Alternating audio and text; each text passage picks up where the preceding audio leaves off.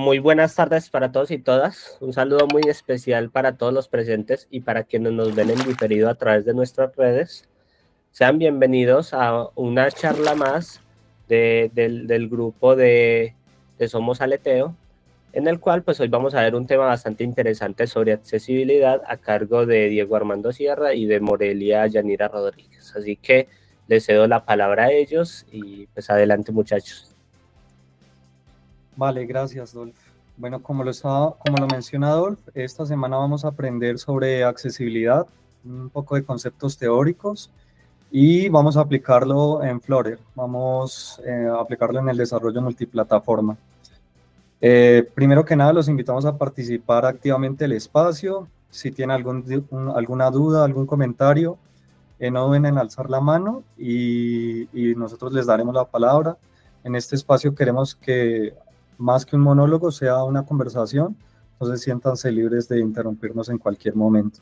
Listo, el temario que tenemos en el día de hoy es el siguiente. Vamos a hablar primero sobre el concepto de accesibilidad, posteriormente cómo lo aplicamos en el mundo mobile. Después vamos a hablar de unas guidelines, unas guías que nos da la W3C para accesibilidad de móvil. Posteriormente vamos a hablar de la accesibilidad en Flutter. Y vamos a hablar del widget estrella en esta conversación para Flutter, que es Semantics, y vamos a hablar de sus tipos. Y por último, haremos una codificación, o bueno, veremos un ejemplo práctico. Dale. Listo, perfecto. Entonces, vamos a hablar primero del concepto de accesibilidad. Aquí me gustaría que participara el público, me gustaría que me dijeran qué concepto tienen por accesibilidad. Puede ser por el chat o si quieren abrir por micrófonos. Cuando les dicen accesibilidad, ¿qué se les viene a la mente? Facilidades, dice Sebastián. Correcto, sí, facilidades. Hola, Diego, ¿me escuchas? Hola, William, sí, te escuchamos. Yo quería partir, pues cuando yo entiendo por accesibilidad es brindarle la oportunidad de que todos tengan como igualdad, de que todos cubramos todas las posibilidades y condiciones de cualquier persona, ¿no? Eso es lo que tengo entendido. Excelente, excelente, William. Sí, así como lo estaban mencionando por el chat y lo menciona William, la idea es facilitar la interacción de las personas, ya sea con un producto, con un servicio. Entonces la accesibilidad es una cualidad que garantiza que toda la población pueda hacer uso de un producto o de un servicio y lo haga de una manera cómoda y autónoma, sobre todo. Entonces, aquí entra un concepto que son las capacidades diferentes, ¿sí? O a veces mal llamado discapacidad, ¿no? Todos en nuestro diario vivir siempre hemos tenido barreras, ¿sí? Cuando hablamos de capacidades distintas, hablamos como un conflicto entre las capacidades y el mundo real o virtual con el que nosotros interactuamos. Siempre sale a relucir los arquetipos como las barreras visuales, auditivas, ¿sí? Daltonismo, pero en general todos hemos tenido y tendremos esas barreras, ¿sí? Ya sea por temas de edad, pues, porque en el mundo en el que vivimos hacemos uso de celulares de manera continua. Tenemos también barreras situacionales en nuestro día a día, cuando el brillo del sol es muy fuerte y a lo mejor estamos mirando algo en el celular y ya no lo podemos ver, o vamos a nadar y de pronto se nos tapa el oído, ¿sí? Son barreras situacionales o temporales que siempre están presentes. Entonces, ¿cuántos de nosotros no hemos tenido la frustración o no nos hemos sentido frustrados al utilizar un producto nuevo? Compramos, puede ser una aspiradora X o Y, y a lo mejor no podemos interactuar de la mejor forma, o incluso nosotros trabajando en tecnología, a mí me ha pasado que a veces llego y me pierdo en un kiosco tecnológico, ¿sí? Entonces la idea de la accesibilidad es garantizar la inclusión, ¿sí? Aparte de garantizar la inclusión, esto ayuda a que las aplicaciones y todos los productos en general tengan una mejor reputación. Pero más allá de hablarles de eso, yo quiero hablarles como de una oportunidad, y es que siempre que se trabaja con accesibilidad o siempre que se crea un producto para un grupo en específico, aparece la paradoja de la especificidad. ¿Y qué es la paradoja de la especificidad? Aquí en la imagen estamos viendo, en la diapositiva estamos viendo una rampa una navaja suiza y unos subtítulos en un video. ¿Qué pueden tener en común estas tres cosas? Bueno, primero que nada voy a arrancar con la navaja suiza. ¿Alguien sabe el origen de la navaja suiza? Pronto lo ha escuchado. Listo. Entonces les voy a contar ahí como cultura general. La navaja suiza nació en una guerra, como muchos productos, y su fin era que los soldados tuvieran un instrumento para poder abrir los alimentos no perecederos que estaban en las latas. Entonces esto lo hicieron los suizos. Cuando hubo la guerra, los otros países adaptaron este producto. ¿Y qué sucedió? ¿Qué pasa al día de hoy? Que la navaja suiza se usa prácticamente en todo lado. Entonces es un producto que se vende globalmente, todo el mundo conoce que es una navaja suiza y a todo el mundo le sirve. Entonces la usan en uso diario, ferreterías, para descorchar vinos, cualquier cosa. Sin embargo, su objetivo no era llegar al público global, sino cubrir una necesidad. Lo mismo los subtítulos. Los subtítulos se crearon para superar la barrera del lenguaje. Al día de hoy, mucha gente utiliza los subtítulos para comprender mejor los contenidos, utiliza los subtítulos cuando tienen al tener barreras auditivas, a lo mejor hasta para aprenderse las canciones. Y con las rampas igual, las rampas nacieron por las personas que estaban usando sillas de rueda, pero muchos de nosotros usamos las rampas comúnmente. Ya prácticamente nadie usa las escaleras y eso también permite que las personas lleguen en patines, lleguen en bicicleta a los establecimientos, ¿sí? Entonces cada vez que se crea un producto que permite, pues para un público en específico y que soluciona, digamos, una dificultad de ese grupo en específico, generalmente siempre se beneficia a toda la población en global, ¿sí? Entonces, quiero mencionarles esto porque siempre que se habla de accesibilidad, se habla como de un poco de inclusión, lo cual está bien, pero a la vez es un beneficio global, es un beneficio para todos. Listo. Entonces vamos a hablar ya con respecto a la accesibilidad de nuestro mundo, pues en el mundo mobile, ¿sí? Entonces, la idea es que nosotros creemos productos accesibles para todas las personas, ¿sí? ¿Cómo lo hacemos? No lo hacemos nosotros nomás, lo hacemos en compañía del equipo de diseño. El equipo de diseño es fundamental para garantizar la accesibilidad. Entonces, es una sinergia entre los dos equipos, el desarrollo, el de diseño, y dentro del de diseño está pues UI, UX, los UX Writers. Es un trabajo en conjunto. Listo. Y ustedes dirán, bueno, ¿y por dónde arranco? En mobile, nosotros, la W3C, que es un consorcio internacional que desarrolla estándares para web, creó una iniciativa que es la WI, que es la iniciativa de accesibilidad web, y esta iniciativa creó varias guidelines, creó varias guías. En este momento están en la 2.0. La idea es que la W3C adaptó estas guidelines a nuestro mundo, al mundo mobile, y prácticamente son iguales en nuestro mundo. Entonces estas guidelines estas WCAG aplican tanto para web como para aplicaciones móviles en general. Entonces, ¿qué tienen estas guidelines? Estas guidelines las podemos resumir en 4 características, que lo ideal es que esas características las tuviera todo producto, toda aplicación móvil, ¿sí? Es lo ideal, a lo que se le debería apuntar para que llegue a ser accesible una aplicación. Y estos 4 conceptos los vamos aquí a abordar rápidamente. Entonces, le cedo la palabra a mi compañera que les va a hablar del primer concepto. Ok, gracias Diego. Buenas tardes a todos. El primer concepto es el percebible. El percebible tiene 3 características principales, que son el tamaño de pantalla pequeña, el zoom y el contraste. Entonces vamos con el primero, el tamaño de pantalla pequeña. Esta es una característica muy común en los dispositivos móviles. Si bien la resolución de las pantallas nos permite tener grandes cantidades de información, el tamaño de la pantalla, el pequeño tamaño, nos limita sobre cuánta información podemos ver realmente al mismo tiempo en una pantalla. Especialmente cuando las personas con dificultad de visión usan el zoom, el aumento, entonces se reduce la cantidad de información. Por eso, algunas de las mejores prácticas que se deben tener en cuenta son las siguientes. La primera sería minimizar la cantidad de información que se coloca en cada página. La segunda sería proporcionar un tamaño predeterminado razonable para el contenido y los controles táctiles o los botones para tener una mejor visualización en cada pantalla. Y la última sería adaptar la longitud del texto del enlace al ancho de la ventana gráfica. Luego tenemos el zoom, que sirve para las personas con discapacidad visual o discapacidad cognitiva, o hasta nosotros mismos. A veces tenemos, no tenemos ninguna discapacidad, pero queremos como que ver la letra más grande o ver las imágenes más cerca. Entonces utilizamos esta característica. Bueno, este zoom se divide en dos características principales, que son características de nivel del sistema operativo y características a nivel de navegador. Entre las características del sistema operativo tenemos que establecer el tamaño de texto predeterminado.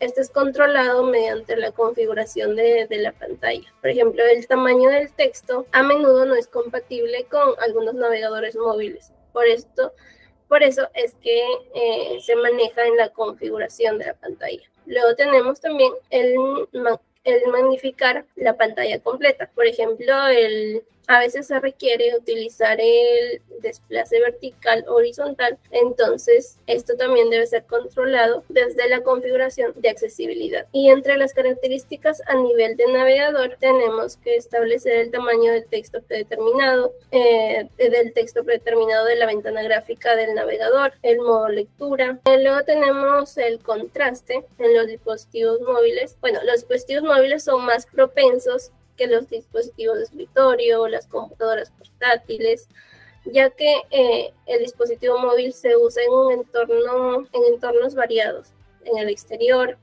donde es más probable que le dé la luz o algunas iluminaciones fuertes. Entonces, es muy importante el uso del contraste para todos los usuarios y más para los usuarios con baja visión que tienen que acceder al contenido, entonces utilizan el disminuir el contraste, ¿no? Para esto los criterios del éxito de WCAG 2.0 nos dan dos guidelines, dos pautas, que son el contraste mínimo en el nivel AA, que requiere un contraste de al menos 4.5 o 3 para texto de gran escala, y el mejorado del nivel AAA, que requiere un contraste de al menos 7 o 4 para el texto de a gran escala.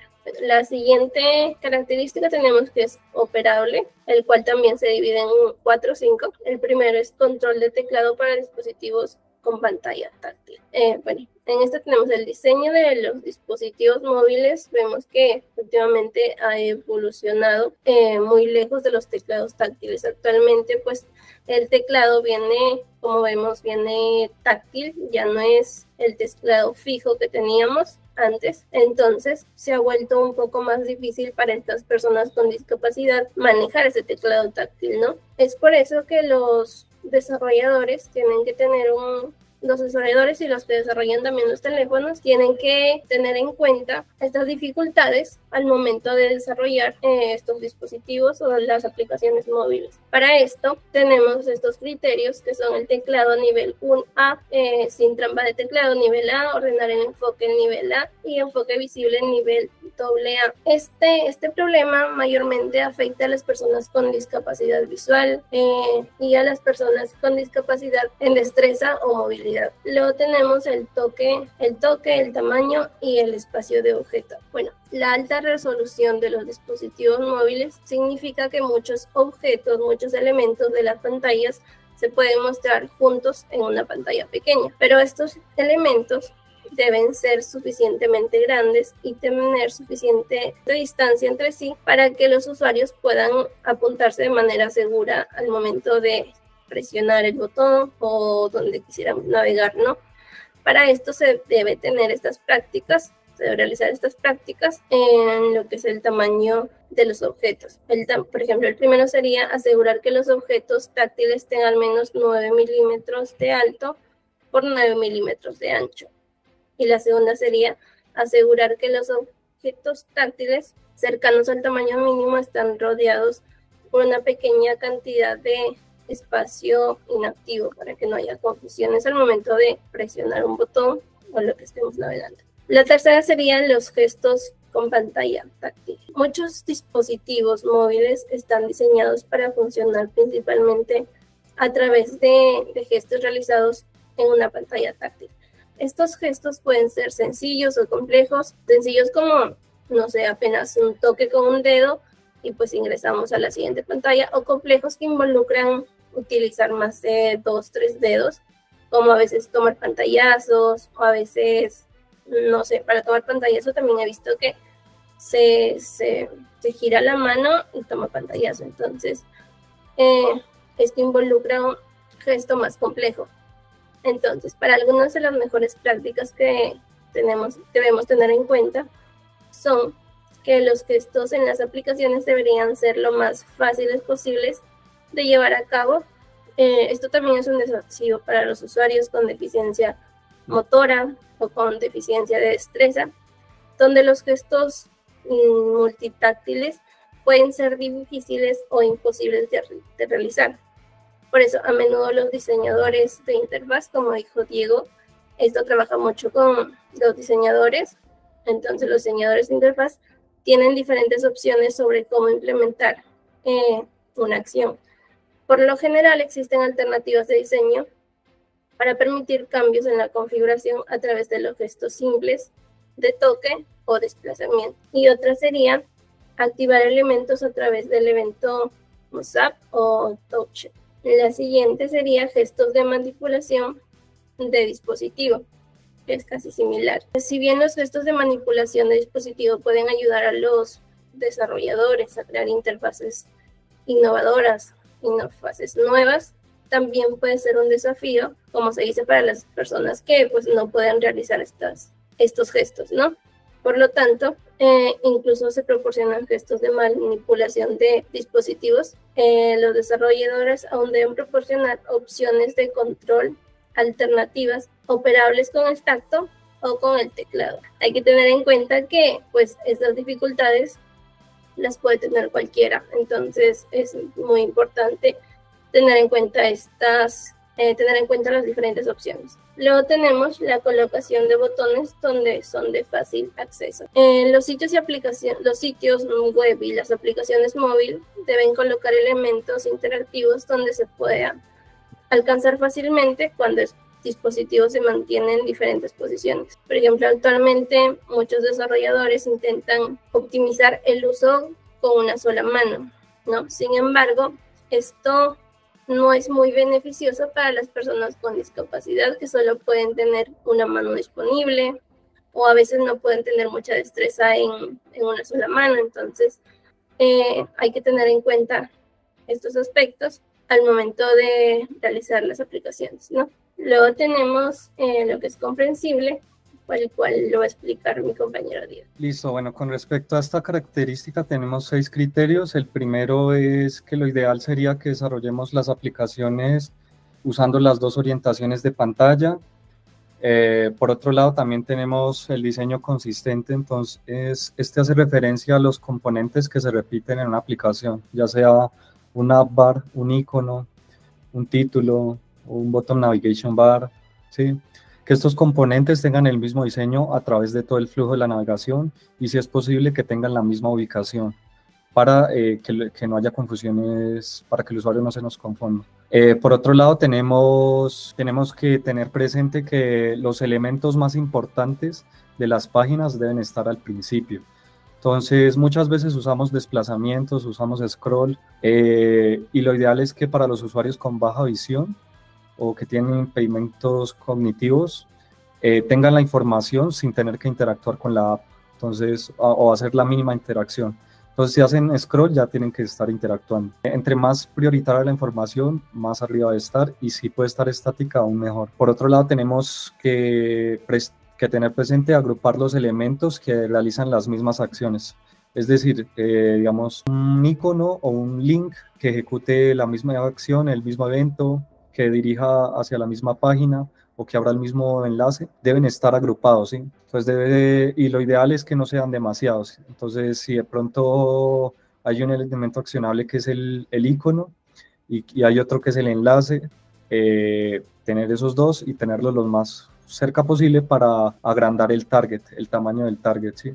Por otro lado, tenemos que proporcionar información clara sobre qué elementos son accionables. Entonces, esto va muy relacionado con el diseño de los elementos accionables. Entonces, los enlaces de por sí deben utilizar subrayado, También otros elementos accionables deben usar negrilla, los botones, de ser posible, usar bordes redondeados, usar sombras también, usar los tooltips, los iconos de pregunta. Mejor dicho, que al usuario le quede claro que esos elementos sirven para ejecutar una acción. Y por otro lado, el posicionamiento de los botones del app bar.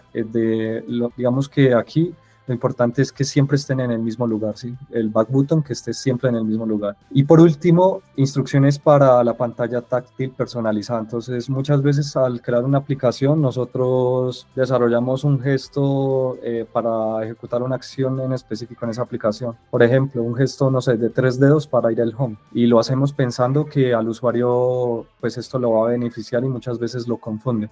Si hacemos estos desarrollos personalizados, tenemos que incluir tutoriales, tooltips y que estas indicaciones estén disponibles en todo momento. Listo. Y la última característica que tenemos es la robustez. Aquí tenemos 3 criterios. Primero, siempre debemos dejar que el usuario elija el teclado virtual.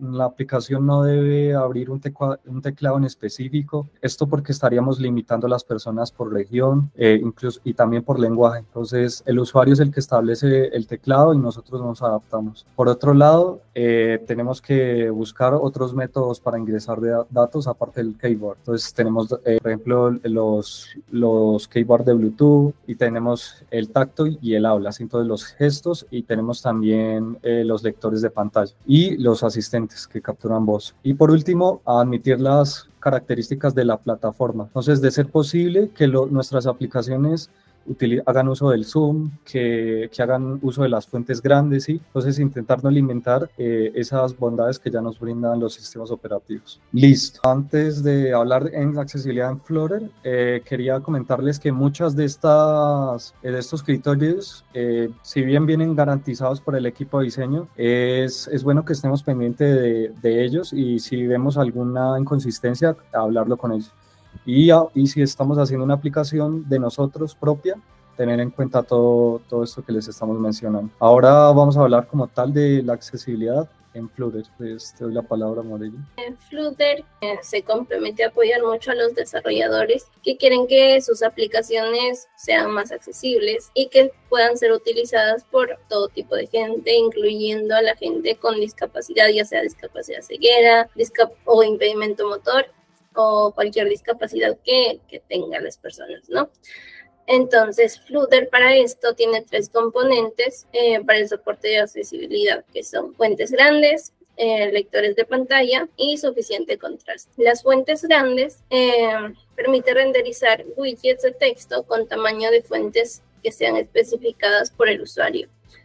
En lectores de pantalla, comunicar comentarios verbales sobre el contenido de la interfaz del usuario, y suficiente contraste, hacer widgets con colores que tengan suficiente contraste, ¿no? Siguiente, por favor. Listo, entonces hablemos de fuentes grandes. Flutter como tal ya trae de por sí la configuración de fuente más grande dependiendo de las configuraciones del usuario. O sea, como tal, el framework ya lo garantiza.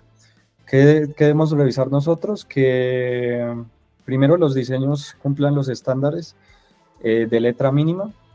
Y posteriormente, cuando estamos trabajando con la letra más grande, revisar el tema de los overflows, ¿sí? Y que los objetos no se rendericen unos sobre otros. Listo, hablemos ahora de contraste. Entonces, aquí hay un concepto importante que es el ratio de contraste. A veces pensamos que para hacer contraste tenemos que usar 2 colores opuestos, complementarios, ¿sí? De diferente matiz. Y si bien es cierto que en varios casos se aplica, muchas veces los diseñadores lo que hacen, o nosotros lo que trabajamos, es trabajar con la misma paleta de colores y se modifica el brillo. Entonces se trabaja con algo que es la diferencia de luminancia, ¿sí? De la imagen nosotros estamos viendo aquí un color para el fondo y hay 4 colores para el primer plano, ¿sí? Entonces, si nos fijamos, eso es una HCL. Los 2 primeros datos son siempre iguales. ¿Qué es lo que varía? El brillo. Y ese porcentaje de brillo, entre más opuesto sea ese porcentaje de brillo, más contraste, ¿sí? Entonces, aquí entra lo que nos explicaba Morella de las guías, que lo recomendado es que el ratio 4:5:1 se utilice para textos bastante grandes y el ratio 7:1 para textos pequeños, ¿sí? Esto es lo recomendado para una experiencia de usuario óptima. Lo básico sería el ratio 3:1 para textos grandes y ratio 4.5:1 para textos pequeños. Listo, todas estas dos, tanto contraste como las fuentes, los lineamientos nos vienen dados desde el lado de diseño, ¿sí? Sin embargo, pues, digamos, nosotros también podemos revisar directamente ya sea a la página de Apple o Play Store, y también hay unas guidelines que nos dicen, bueno, los elementos accionables deben tener un mínimo de 48 por 48 píxeles, por darles un ejemplo, ¿sí? Aquí lo que nosotros hacemos normalmente, y a veces lo hacemos inconscientemente, es implementamos un diseño y en ese diseño ya se está garantizando contraste y ya se garantiza las fuentes, ¿sí? ¿Cuál es el grueso de nosotros como desarrolladores? La lectura de pantalla, ¿sí? Entonces, este es como el desarrollo enfocado solamente a accesibilidad. Los que hayan podido trabajar con lectores de pantalla, excelente. Los que no, pues se van a encontrar que al principio es un poquito tedioso y yo les recomiendo que intenten cacharrear o trabajar con estos lectores. Entonces, para Android tenemos el TalkBack, para iOS tenemos el VoiceOver. El TalkBack, bueno, lo ideal es que miremos los gestos como básicos. Entonces, gesto a la derecha, que es ver el siguiente componente. Hay un gesto que es doble tap, que es para ejecutar una acción, ¿sí? Y ya cuando sepamos cómo es el funcionamiento de estos lectores de pantalla, nosotros podemos desarrollar y probar esas aplicaciones, ¿sí? Si nosotros no tenemos claro cuáles son los gestos para avanzar, cuál es el gesto para ejecutar una acción, va a ser muy complicado, ¿sí? Listo, entonces muchas veces no tenemos dispositivos físicos, entonces la idea es configurar nuestros emuladores. Esto aplica para cualquier lenguaje. Entonces, para Android, nosotros utilizando Android Studio, lo que debemos tener presente es que al momento de crear el emulador, debemos crearlo con Play Store. ¿Y por qué debemos crearlo con Play Store? Porque necesitamos instalar la suite de accesibilidad de Android. Esto no viene con los emuladores, ¿sí? Al instalar esta suite de accesibilidad ya nos viene el TalkBack y podemos trabajarlo como si fuera un dispositivo físico. Para iOS tenemos una herramienta que es el Accessibility Inspector. Entonces, esta herramienta ya viene por defecto en el sistema operativo y en caso de que de pronto no nos abra la aplicación, lo que podemos ver es los permisos en el Mac, pero por lo general, por norma genérica, siempre nos abre. Pequeño warning acá, en iOS sería bueno que si vamos a hacer un paso a producción o algo por el estilo, revisemos la accesibilidad en un dispositivo físico. ¿Por qué? Porque esta herramienta se queda corta en varios casos. Listo, y ahora vamos a hablar del widget estrella de Flutter, que es Semantics. Para los que trabajan en otros lenguajes, igualmente hay otros componentes. Por ejemplo, en el Jetpack Compose también hay uno que se llama exactamente igual, que es el Semantics. Para Swift hay una característica que se llama el Accessibility, pero en este caso nos vamos a concentrar en Semantics de Flutter. Ya, y te cedo la palabra ahí, Moreira.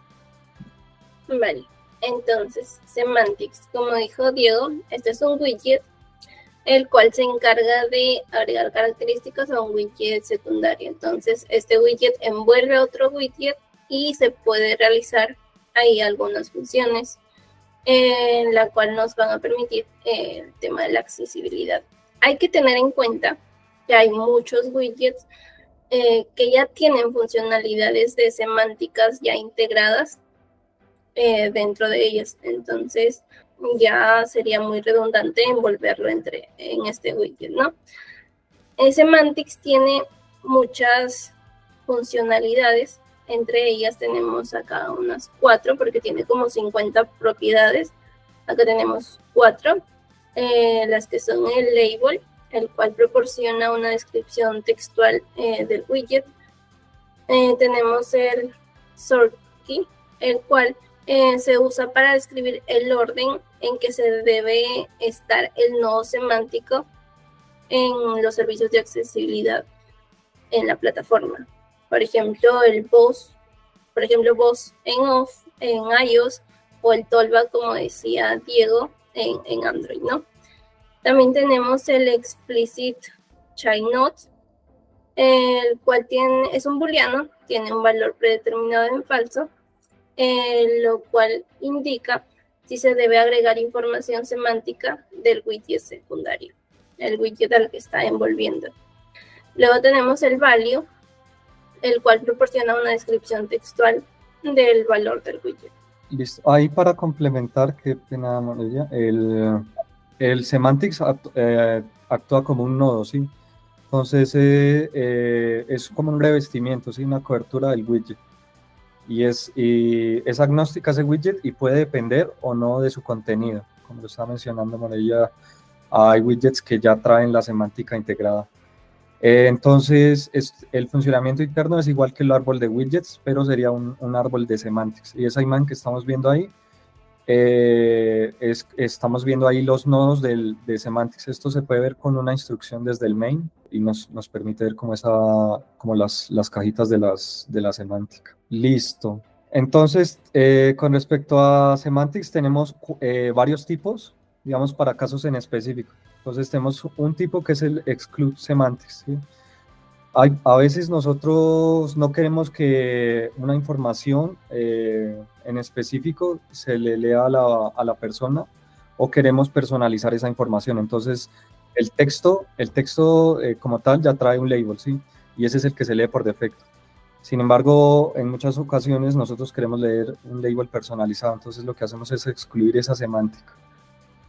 También tenemos el merge semantics, que lo que hace es combinar varias semánticas. Entonces, un ejemplo de esto sería, digamos, tenemos dos textos, uno con negrilla y uno normal, que puede ser bienvenido Diego, bienvenido Diego. Son dos textos distintos con dos semantics distintos, pero nosotros queremos que lo lea de corrido, entonces utilizamos el merge semantics. Tenemos el indexed semantics, que se utiliza en las listas, en todos los componentes que sean de desplazamiento.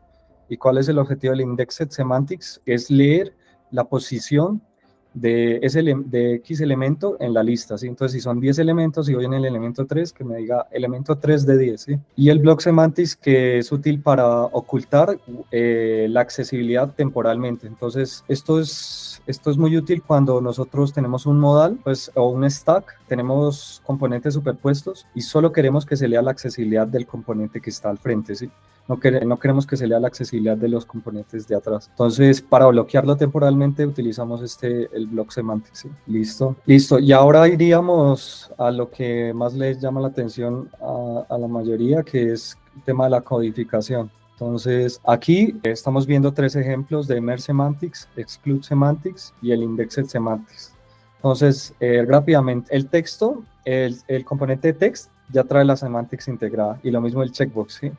Entonces, ahí en la primera imagen, el merge semantics lo que está haciendo es combinar, concatenar tanto la semántica del checkbox, que me diga si está seleccionado o no, y el texto, que en este caso es setting, ¿sí? Entonces lo va a leer en un solo nodo, ¿sí? Un nodo es como lo lee, un nodo, digamos, define el componente como de la lectura. Tenemos el exclude semantics, que lo que está haciendo ahí es básicamente cuando el lector de pantalla llegue a ese nodo, no va a leer nada, sino que se lo va a saltar, ¿sí? Simplemente, bueno, como les decía, esto es como un revestimiento, ¿sí? Entonces, lo que hay que hacer es revestir los widgets con estos componentes de semantics. Y el indexed semantics, que aquí tenemos una list view, y a este list view le estamos diciendo que tiene 2 elementos de semantics, 2 elementos que tienen semantics. Si ustedes ven ahí hay 2 textos y 2 spacers, ¿sí? Okay.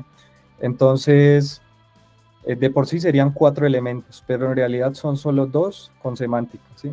Entonces le estamos indicando que el primer elemento sea first y el segundo sea second, ¿sí? Con el index. Entonces esto permite que al momento de ejecutar, de usar el lector de pantalla, nos diga elemento 1 de 2, que en este caso el total es el semantic child count, y elemento 2 de 2, ¿sí?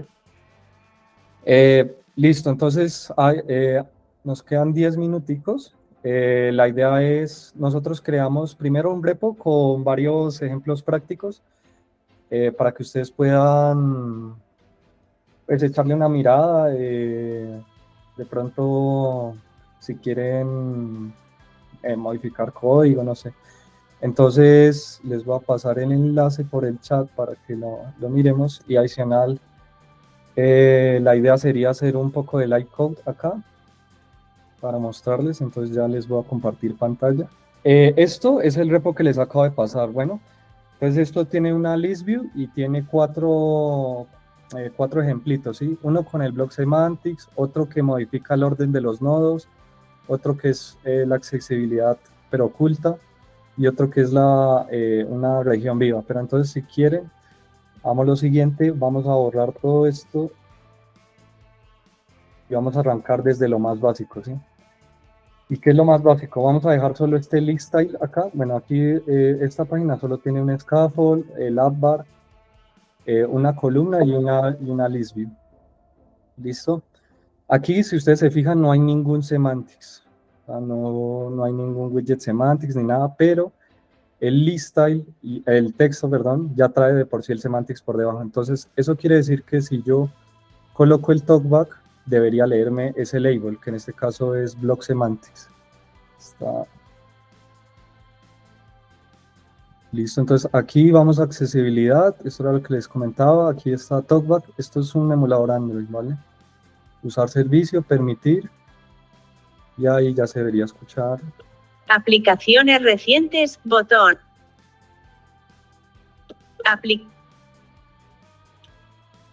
Accessibility / training. Ejemplos de accesibilidad. Block semantics. Accessibility / training. Listo. Entonces ahí nos está leyendo el app bar, que tiene un texto, y el texto del list style, ¿sí? Entonces, ¿qué pasa si no quiero que lea block semantics? Que no me lea el texto ni nada de esto. Simplemente lo envuelvo acá, este list style, en el exclude semantics. Entonces, al hacer esto... Ejemplos de accesibilidad, título. Listo. Y ahí ya no lo está Ejemplos de leyendo. accesibilidad, título. Ahí solo está leyendo el app bar, ¿sí? Porque Ejemplos nosotros de le indicamos accesibilidad, título. que excluyera esa semántica, ¿sí? Listo. ¿Qué pasa si yo quiero una semántica personalizada? Entonces, de pronto yo no quiero que lea block semantics, sino que lea otra cosa, ¿sí? Entonces, lo que podemos hacer es instanciar el componente semantics. Aquí le damos un label y aquí le decimos, este es el elemento, y él va a leer, este es el elemento block semantics, ¿sí? Lo va a concatenar. Entonces, este es el elemento block semantics. Toca 2 veces para activar. Listo. Si de pronto solo queremos que se lea el label, también podemos usar el exclude semantics como parámetro. Pues si solo queremos que se lea, este es el elemento, también lo podemos trabajar. Ejemplos de accesibilidad, título. Este es el elemento. Listo. ¿Hasta ahí bien o alguna duda? Vale, entiendo que no. Listo, entonces voy a dejarlo como estaba inicialmente, que era con los 4 list style, los 4 elementos, para mostrarles el merge semantics. ¿Qué hace el merge semantics? El merge semantics lo que hace es convertir toda esa información de semántica en un solo nodo y leerlo de una sola vez. Entonces, ¿qué voy a hacer acá? Voy a envolver este list view en un merge semantics. ¿Para qué? Para que me lea esos 4 ítems de corrido. Entonces, voy a hacer esto. Y Ejemplos de accesibilidad, título. Block semantics. Orden de nodos. Accesibilidad oculta. Región viva.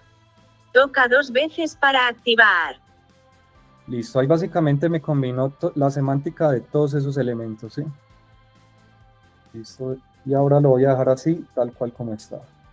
Entonces les voy a mostrar el block semantics aquí rápidamente. Entonces aquí en el main tenemos como el home y tenemos 4 páginas. Entonces tenemos como primer ejemplo este block semantics, que lo vamos a ver a continuación. Block semantics. Para ver qué es lo que está Toca haciendo. 2 veces para activar. Block semantics. Botón back. Block semantics título. Mostrar tarjeta, botón. Toca 2 veces para activar. Listo. Ahí, como se pueden dar cuenta, hay un botón en el centro que es mostrar tarjeta. ¿Qué pasa cuando damos doble, cuando hacemos con el gesto, bueno, ejecutamos la acción? Debería desplegarnos una card, ¿sí? Esto está en un stack, ¿sí? Y estoy manejando aquí una bandera que es show card, es un booleano. Y lo que hace es cambiar el estado. Cuando este cambia de valor, entonces se nos activa este block semantics, ¿sí? ¿Y por qué queremos que se nos active el block semantics? Porque al sobreponerse esa card, no queremos que se lea a mostrar tarjeta, sino lo que está en la card, ¿sí? Entonces les voy a mostrar aquí. Mostrar tarjeta, botón. Listo. Entonces ahí, como vemos, nos coloca la tarjeta encima y Botón, vamos a leer la accesibilidad block otra vez. Hola. Ahí lee hola y Ok, botón. ok. Toca 2 veces para activar. ¿Qué pasa si no estuviera este block semantics acá? Que lo voy a quitar un momento. Nos leería la semántica del botón, ¿sí? Está atrás. Ok, Volvemos a ejecutar. Listo. botón. Block mostrar tarjeta. Listo. Y vamos a ver la accesibilidad. Botón. Block Hola. Ok. Mostrar tarjeta. Botón. Listo. Toca 2 veces para activar. Entonces, si se fijan, a pesar de que está superpuesto, él sigue tomando el árbol de widgets porque a eso le es indiferente, ¿sí? Entonces, cuando tengamos objetos superpuestos, tenemos que usar ese block para que no se lea lo que está por debajo de lo que estamos superponiendo. Por eso usamos este block semantics. ¿Listo? Este como tal, este ejemplo es, pues para los que han trabajado Flutter, es muy sencillo. Los ejemplos como tal son muy puntuales. Y la semántica de por sí es bastante intuitiva, pues como la mayoría de widgets de Flutter. Entonces no hay pierde aquí. Entonces aquí simplemente lo que se hace en estos dos botones es actualizar el estado y cambiar ese valor de la bandera, ¿sí? Ahí ya vimos este de block semantics. Ahora la idea es ver otro. Ejemplos de accesibilidad. Block semantics. Listo. Toca 2 veces. Orden de nodos. Toca 2. Listo. Entonces, aquí voy a ir rápidamente. Entonces, orden de nodos. ¿Qué es lo que hace, qué es lo que está demostrando este ejemplo? Que no siempre los nodos se leen en orden secuencial de cómo se renderiza. Si se han fijado, siempre está leyendo desde el top hasta el bottom, ¿sí? En muchas ocasiones nosotros queremos que lea es la información más importante y a veces esa información está en el centro, ¿sí? O es de una tarjeta y está al lado derecho, ¿sí? No en el lado izquierdo. ¿Cómo modificamos ese orden? Con una propiedad que es el sort key, que era el que les mencionaba Morello, ¿sí? Este sort key es un objeto ordinal sort key que se define con un parámetro que es un double, ¿sí? Y este double me indica el orden de lectura de este nodo, ¿sí? Entonces, en este caso les voy a mostrar que se está leyendo primero. Entonces, orden de los nodos, título. Álbum, déjame entrar. Nombre del artista destacado, Carlos Vives. Comentarios acerca del álbum. Producciones Calima. Listo. Entonces, si se fijaron, primero leyó la información de la tarjeta. Entonces leyó el álbum, después el artista, los comentarios y de último leyó la producción, la productora. ¿Esto cómo lo trabajamos? Con este ordinal sort key, ¿sí? Muchas veces tenemos que adicionar un parámetro que puede ser el read only. Yo lo trabajo con read only. Otros lo llaman, usan el selected. Otros usan el focused, ¿sí? Esto para darle a entender a Flutter que es un nodo totalmente independiente, ¿sí? Eso era lo que les quería mostrar. Bueno, botón. No tenemos por otro lado. Ejemplos de accesibilidad. Diego, qué pena te interrumpo ahí una preguntita. Dale, Danilo, sí. Antes utilizaste, creo que en el primer ejemplo utilizaste como una propiedad o un widget, pues en este caso específico de eso que nos estás mostrando. Y si, no sé si en este caso, en el ejemplo que acabaste de mostrar, lo podías utilizar para ver. En ese caso, creo que el widget que utilizaste primero, él nos leía todo directamente lo que estaba en la pantalla. O sea, sin necesidad de como de darle clic, creo. ¿Cierto? Entonces, sin necesidad de darle clic. Okay. Ajá. Entonces, la pregunta es si en el ejemplo que nos está mostrando de orden de nodos, al colocar eso, él leería primero el del medio. Es que no tengo muy bien presente. ¿Te refieres al block semantics? Sí, sí, eso, el del block semantics creo que era. Listo. ¿Qué pasaría si colocamos este block semantics acá? Pues vamos a mirarlo entonces. Lo que pasaría, digamos, lo voy a colocar acá.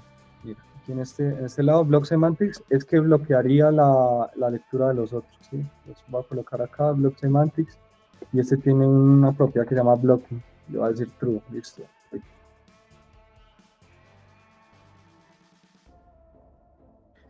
Listo, el block semantics lo ideal es que se utilice de manera, cuando queremos que se oculte la accesibilidad de manera temporal. Orden de no. Entonces, orden de los álbum, deja, nombre de... Listo. Entonces mira lo que álbum, pasó. Déjame entrar. Nombre del artista destacado, Carlos V. Comentarios. Y el otro que colocaste en la carta donde están todos los ejemplos, que los leyó todos de un... Ejemplos de accesibilidad. Orden de nodos. El merge semantics, ¿cierto? Para activar. Sí, creo que es ese. Ah, ok. Listo. Si colocamos el merge semantics, debería leer todo de corrido. Entonces, vamos a colocarlo aquí en este column. Mejor. Ah, pero entonces no le daría prioridad ahí al ordinal sort key.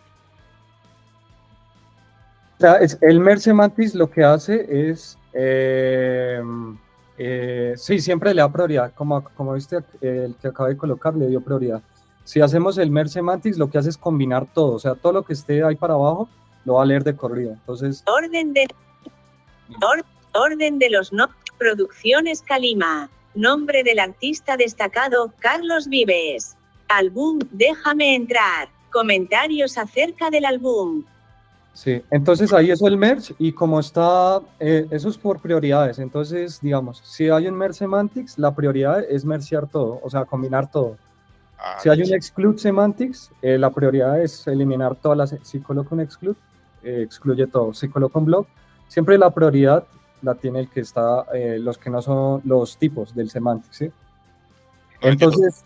Lo preguntaba más por lo que, ejemplo, que se quisiera leer todo, solamente lo que está, ejemplo, dentro de la tarea. O sea, que le diera como prioridad como está en el orden que definiste ahí con el ordinal sort key. Pues entonces al colocar eso, o sea, no lo tomaría como prioridad, sino al merge como tal. Sí, correcto, así es. Sería mejor traerlo como nodos independientes en ese caso. Listo, gracias. Botón. Listo. Ejemplos de accesibilidad ahí oculta. Me dices, Dolph, toca 2 veces para activar. Si no, yo continúo aquí para mostrarles estos dos que quedan rápidamente. Sí, no, dale, termina la idea que llevas en este momento. Claro. Listo, entonces vamos a ver otro que es accesibilidad oculta. Entonces muchas veces hay información sensible que nosotros no queremos que se lea hasta que leemos cierta indicación. Entonces imagínense, alguien está por allá en un lugar público y empieza a ver información de su cuenta bancaria y va pasando el texto y de pronto le lee todo el saldo. Entonces esa persona ya se sentiría incómoda y tendría una experiencia de usuario muy, muy mala. Entonces aquí es cuando viene la accesibilidad oculta, ¿sí? ¿Y qué es la accesibilidad oculta? Mostrar datos sensibles solo cuando sea necesario, sea estrictamente necesario y cuando el usuario lo quiera, ¿sí? No porque vaya pasando lo va a mostrar, sino que debe haber un gesto, debe ejecutarse una acción para que se lea esa información. Accesibilidad. ¿Sí? Entonces, accesibilidad. Entonces, aquí tenemos una card que tiene 4 datos, que es el número de cuenta, saldo de la cuenta y, etiqueta del saldo de la cuenta y el saldo como tal, que son $300. Y el estado de la cuenta que es activa, ¿sí? Entonces, el semantics tiene otra propiedad que son los gestos. Tiene un on tap, un double tap, un long press, ¿sí? Esto con el fin de controlar también los eventos de la accesibilidad. Entonces, aquí vamos a ver. Cuenta 123.456.789. Información sobre el saldo de la cuenta. Toca 2 veces para activar. Listo. Ahí si se escucharon, él no dijo información sobre el saldo de la cuenta, toca 2 veces para activar. ¿Qué pasa? Que si el usuario no toca 2 veces, no debería leerle esos $300. Si el usuario sigue, le debería leer solo el activo. Entonces, es lo que vamos a ver. Cuenta 100, accesibilidad, cuenta, estado, activa. Listo. Entonces ahí si se fijaron, saltó al siguiente label. ¿Qué pasa si le damos el doble tap? Entonces, información sobre el saldo de la cuenta. Toca 2 veces para activar. Listo, ahí le voy a dar el doble tap y saldo disponible $300. Listo. En ese caso ya me leyó los $300, ¿sí? ¿Cómo se logra esto? Con 2 propiedades. Primero, el on tap, que es el que les mencionaba, que debería estar en este caso en el semantics que dice saldo de la cuenta, ¿sí? Entonces aquí ya lo tenemos. El semantics tiene ese parámetro que es el on tap. ¿Y qué es lo que hace ese on tap? Simplemente actualiza el estado de la aplicación y también hay una bandera que se llama isBalance Hidden, que es si el saldo está oculto o no. Entonces, al actualizar el estado, este otro semantics, que es el de abajito, el de los $300, hace uso de una propiedad hidden. Hidden es como oculto, ¿sí? Si esa propiedad está oculta, el nodo se oculta, ¿sí? Y si no, pues va a leer la accesibilidad, ¿sí? Entonces, básicamente con estos 2 parámetros logramos eso. Y el resto, pues es lo típico del manejo del estado que los que hayan trabajado Flutter ya lo conocen. Por último, vamos a ver botón. Un ejemplo Ejemplos que de accesibilidad. es la región viva, ¿sí? Entonces, muchas veces, bueno, muchas veces no. Esto es en ocasiones. Accesibilidad. Archivo. Región viva. En ocasiones puntuales, nosotros necesitamos Archivos subidos 1. que se esté actualizando la accesibilidad. Archivos subidos 2. Entonces, si ahí escuchan, dice cuántos archivos ha subido. Archivos subidos 3. Dice que 3. Cada vez que va subiendo un archivo, archivos subidos 4. Eso es un live region, ¿sí? Entonces, archivos subidos 5. Me voy a volver aquí para poder hablar. Botón. Ejemplos de accesibilidad. Listo.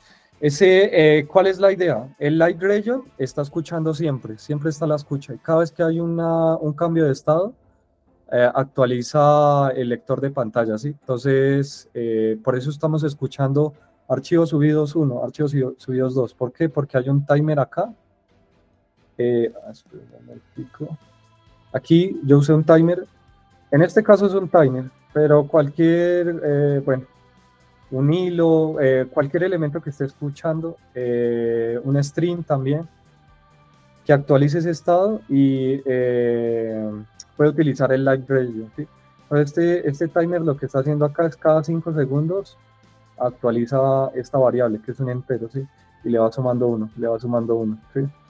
¿Qué es lo que pasa acá? Que es como lo que nos interesa. El semantics simplemente tiene una propiedad que se llama live region y esto es lo que le indica al semantics que siempre debe estar escuchando, ¿sí? Entonces, cada vez que cambie un valor de estos, sea el label, sea el value, sea cual sea, al estar escuchando, el lector de pantalla, sin que le indiquen, va a leer como esas indicaciones y va a leer esos cambios, ¿sí? Entonces, este es como el último ejemplito. Adicional, pues ustedes pueden explorar muchísimo. Este es un tema que es bastante interesante y es bastante intuitivo. Son alrededor de 50 parámetros que tiene el semantics, entonces hay mucho para explorar, si quieren cacharrearlo, ¿sí? Y ya eso sería el día de hoy. Muy bien, nada, Diego, Morelia, felicitaciones por la presentación. Fue una presentación bastante buena, bastante completa, a pesar de que falta muchísimo por por aprender acerca de los semantics, porque como dicen ustedes, tiene demasiados parámetros. Digamos que fue información bastante buena y positiva como para que los demás empecemos a aplicar esto en nuestros diferentes proyectos, porque vamos viendo la importancia que tiene manejar todo el tema de la accesibilidad, ¿cierto? Así que nada, muchachos, que terminen de tener una maravillosa tarde y pues un saludo muy especial a quienes nos ven en diferido y que nos dejen comentarios al respecto. No siendo más, hasta luego.